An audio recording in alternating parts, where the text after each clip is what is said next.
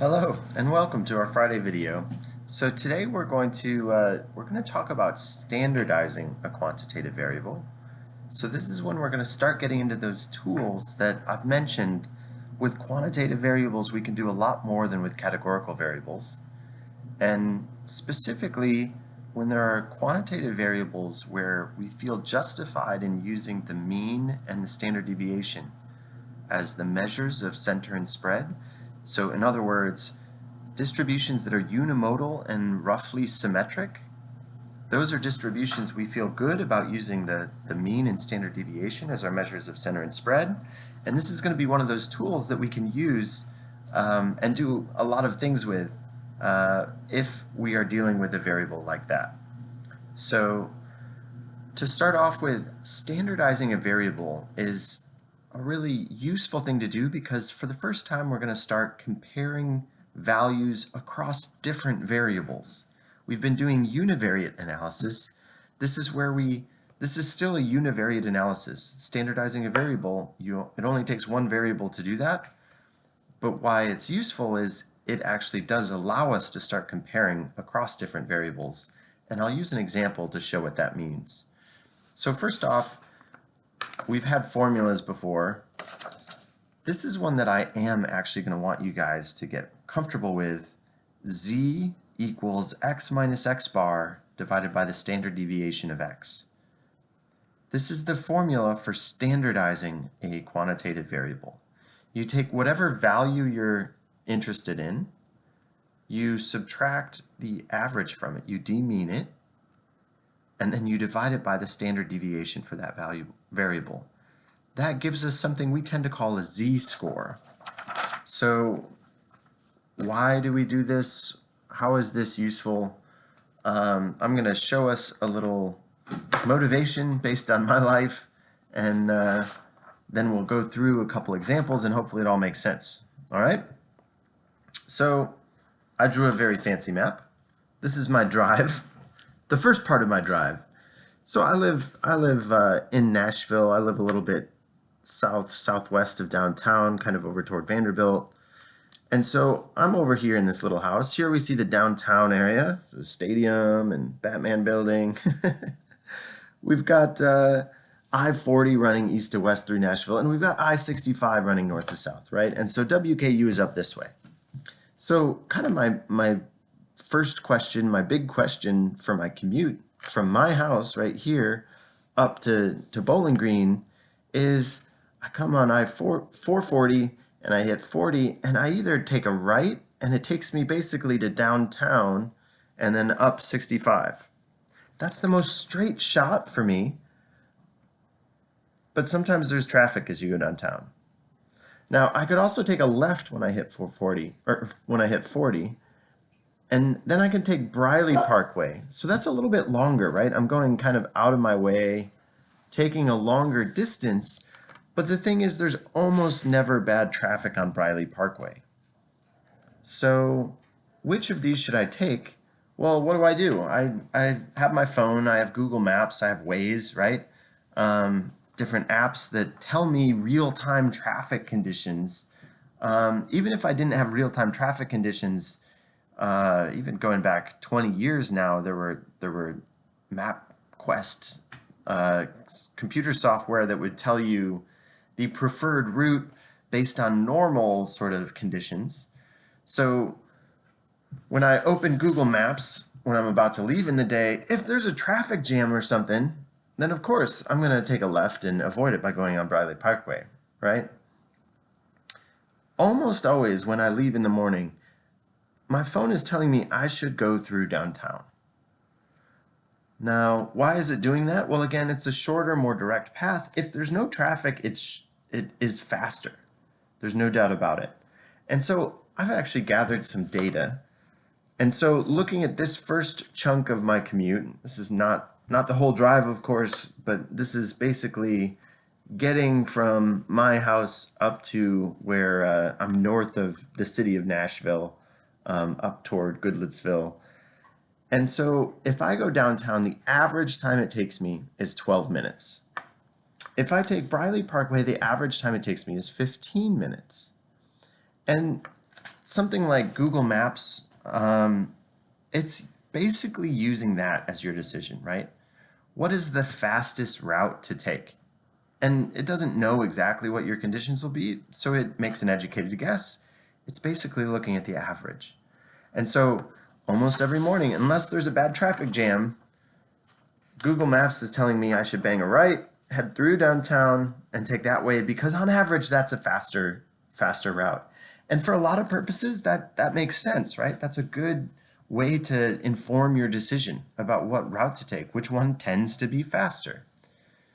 But here's my situation. I drop my kids off at school, I drive up to Western Kentucky and teach morning classes, so I have a set window of time after when I can drop my kids off, but before I would start to be late for lecturing to you guys. So I don't actually care so much about whether I can get up there as fast as possible. Of course, it's nice to get there fast. But what I really care about is I don't want it to take so long that I'll be late to lecture. And given I can only drop my kids off at school in a certain window of time, that leaves me a fixed window that I need to make it through this part of the drive. And so for this part of the drive, that window is about 22 minutes. Now, one other thing I'll add is, so since I gathered data on this, I can also calculate not only the average, but the standard deviation. Remember, we had Excel do that for us? So the standard deviation of going the downtown route is 6. The standard deviation of the Briley route is 3. Now, just looking at that, what does that tell us? Well, there's more deviation, more variation in the downtown route. That bigger standard deviation number is telling us that it's riskier, right? The amount of time can change quite a bit based on, say, traffic conditions. The smaller standard deviation for Briley says that's a more surefire thing. And so it may take longer on average, but you're less likely to run into one of those situations where, you know, there's a bad traffic jam, parking lot sort of situation with bumper to bumper traffic, the sort of thing that would make me late for being able to make it to class on time to lecture, which is what I really want to avoid. So how can I use z-scores, standardizing variables, to help me make this decision? Well, remember our formula. We've got a number we care about. We subtract the average and divide by the standard deviation. So let's do that for each of our two variables. We actually have two variables. I have data on when I go the downtown route. That's variable, call it x. And we have when I take the Briley route, we'll call that variable y. So for the downtown route, my z for x is going to be equal to the number I care about minus the average over the standard deviation. Now, let's see. I've actually got the average for the downtown route is 12, and the standard deviation is 6. So those are easy. Minus 12 divided by 6. I've got almost everything, but what do I need? I need some number that I care about. Now again, I've actually figured out that 22 is kind of the cutoff. If it takes me longer than 22 minutes to make it through this section of the drive, then I am likely to be late for the lecture, which is what I really want to avoid. So 22 is actually the number I care about. I'm going to fill that in. So now we can calculate a z-score for the downtown route. 22 minus 12 over 6, so that gives us 10 over 6, which is equal to, what, 1 2/3, 1.67, we'll call it. So there is my z of x for the downtown route. Let's figure out a z-score for Briley Parkway. So again, z, in this case z of y, is equal to a number we care about minus the average over the standard deviation. So let's look. Briley Parkway, my average is 15, my standard deviation is 3, and that number we care about is actually the same, right? that 22-minute cutoff, that's the number we care about whichever of these routes I'm taking. So 22 minus 15, that's going to give us 7 over 3. So it's, call it 2.33, 2 1/3. Our ZY, our Z-score for this Briley Parkway path is 2.33. Now, we could put them next to each other. So our downtown route, our Z-score for the cutoff for being late was 1.67. For Briley, it's 2.33. What does that mean? How do we make sense of that? Well, what are we doing with a standardization of a variable? What we're doing is we're measuring how many standard deviations away from average are we. For whatever value we're looking at, in this case we're looking at a value that's a cutoff for when I start to be late. So 1.67 for the downtown route means that 1 2/3 standard deviations away from average is when I start being late for lecture. If I look at the Briley route, 2 1/3 standard deviations away from average is when I start being late for lecture. Now, which of these should I prefer? I said this will help me make my decision of which route to take. Well, in this case, our cutoff is a bad thing, right? We don't want this to happen often. So the bigger the number of standard deviations away from average we are when I start to be late, the better for me, because that means the less likely I will be late for class. So in this case, Briley Parkway, 2.33 standard deviations away from average is preferable to 1 2/3 standard deviations away from average. As we'll learn when we start talking about probability, we can actually pin probabilities down for this. We could actually say, something like, if we take the downtown route, we would expect me to be late about 10% of the time. With the Briley route, we would expect me to be late less than 2% of the time. That's the sort of thing we'll get to. For now, we just want to think of, we're using a standard deviation as kind of a yardstick and measuring how far away from the average we are when we're looking at any given observation. We call that a z-score. So a z-score is how many standard deviations above or below average we are. Now, a z-score can be negative. If I care about the idea of making it through this area in 10 minutes, I don't know, maybe there's like, I'm driving someone who's about to have a baby and they've got 10 minutes to get to the hospital. They're going to Summit Hospital that's up at this area where I'm talking about in Goodlettsville or so. So 10 minutes would be the cutoff there. We would take 10 minus our average divided by our standard deviation. We would get a negative number. So for Briley, we'd have 10 minus 15. That's going to give us -5 divided by 3. We have -5/3 equals -1.67. So it's a negative z-score in that case. That means we're left of average. For us to make it through this in 10 minutes, we need to be booking it, right? And this is saying that is only going to happen if we're more than 1, a little bit less than 2 standard deviations to the left of average. And since we're measuring time with this variable, that means we're going really fast making it through this area. I don't know, we could do the same thing with the downtown route. If we're trying to make it to Summit Regional in 10 minutes, 10 minus the average of 12 divided by 6, we find we get a -2 over 6. We get we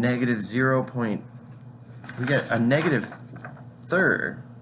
That's our z-score. If we need to make it to Summit Regional in 10 minutes for some reason, this is actually saying, okay, you have to be faster than average, but not a lot faster than average, right?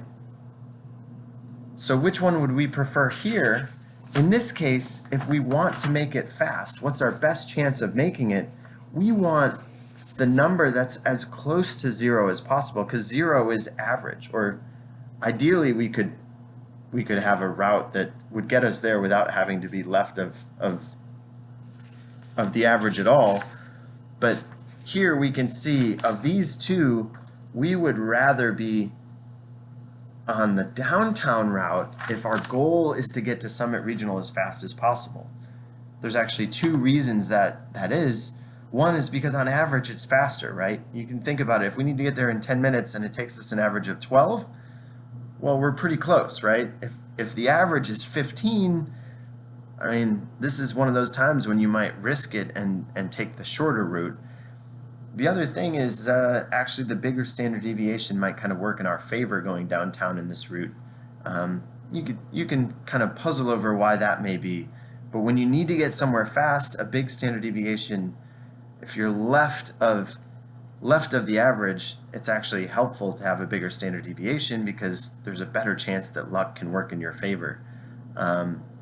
So that's a z-score. So this is that formula I actually do want you guys to carry around in your head. We care about a number. It could be any observation in our data set. It could be all of them. Whatever it is, it's x, we'll call it, and we subtract x bar, the average for that variable.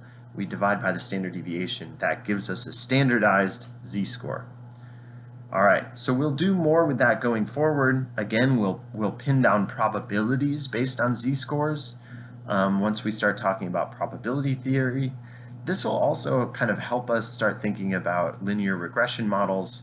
This will help us make our way into multivariate analysis. Because again, one of the great things about standardizing a variable is you can compare. These are different variables, these different routes. But you could also compare, what's more likely to happen, to have an 80-degree day in March or to have Western Kentucky sweep its Conference USA opponents in a particular sport. Totally different things, right? But you could make a comparison about those different things by standardizing both of them, by using standard deviations away from average as a yardstick. No matter what units you're talking about, you can compare those. So that's going to be something that's helpful for us going forward. So today's a little bit longer video. There's a lot here. It's in section 2.7 of our text, about 3/4 of the way down. You'll see there's a section called I moved away from it. Comparing values from different data sets. So again, about 3/4 of the way down in section 2.7, that's where we have a nice little discussion and a couple examples dealing with standardization and z-scores. You don't have to read about the coefficient of variation stuff. We're not going to get into that, but it is helpful to have that text in front of you, have that in mind. Maybe watch this video a few times, because even though it's longer, it's still shorter than a traditional lecture. And let me know as you have questions. We'll start using examples with these, and I will talk to you guys soon. Have a safe and enjoyable weekend.